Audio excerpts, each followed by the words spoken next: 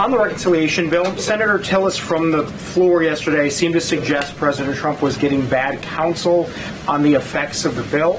Is President Trump aware of the analyses, and there are several of these, that suggest if rural hospitals potentially close, if there are Medicaid patients in the millions that become ineligible for that?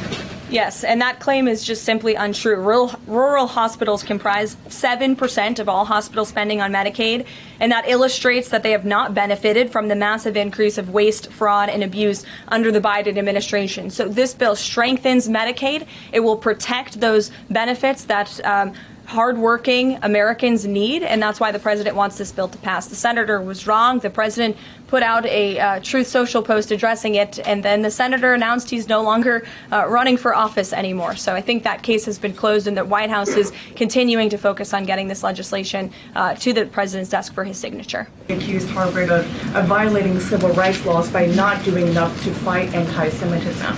We know that the president has talked to us before about Harvard potentially having a deal with the administration in the coming days. Do you have an updated timeline for that? How's the negotiations going? And is more pressure needed for Harvard to take fighting anti-Semitism seriously? Well, there was quite a direct letter that was sent to Harvard this morning, as you know.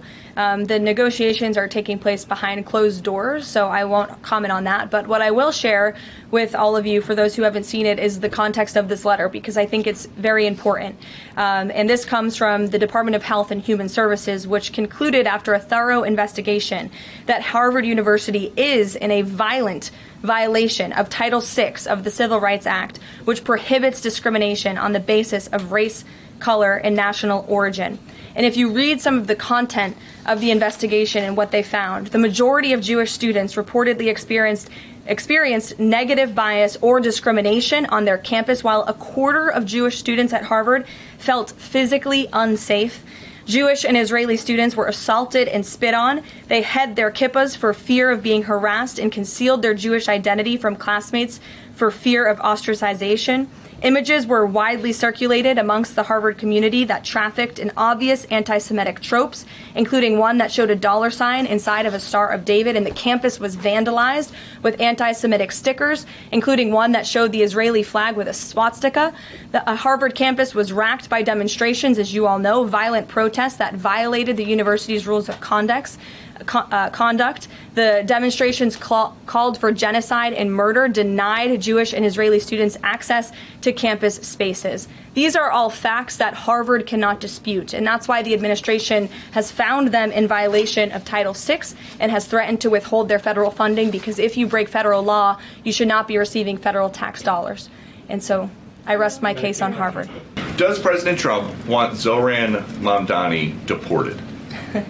I haven't heard him say that. I haven't heard him call for that. But certainly he does not want this individual to be elected. I was just speaking to him about it and his radical policies that will completely crush New York City, which is obviously a city that the president holds near and dear to his heart. There's this Congressman, Andy Ogles. He wants the Attorney General Bondi to explore denaturalization proceedings because he thinks Mamdani could have misrepresented or concealed material support for terrorism based on rap lyrics he wrote in 2017. Does President Trump think this is a worthwhile use of the Attorney General's time? Well, I'll let the president speak to that. I have not seen those claims, but surely if they are true, it's something that should be investigated. And could President Trump see himself, you said you just talked to him about this, could he see himself working with a Mayor Mamdani, somebody who on Meet the Press this weekend was given 3 chances to condemn the phrase globalize the intifada, but he couldn't?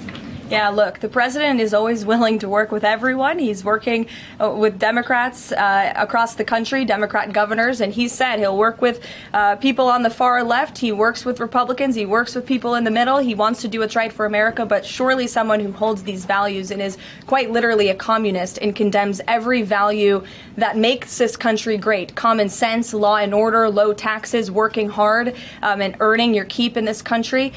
He's against all of that, and I think the president would find it difficult to work with someone like that. If he is elected, I'm sure you'll hear more from the president on that, but we'll have to see. Hopefully the voters of New York City choose wisely.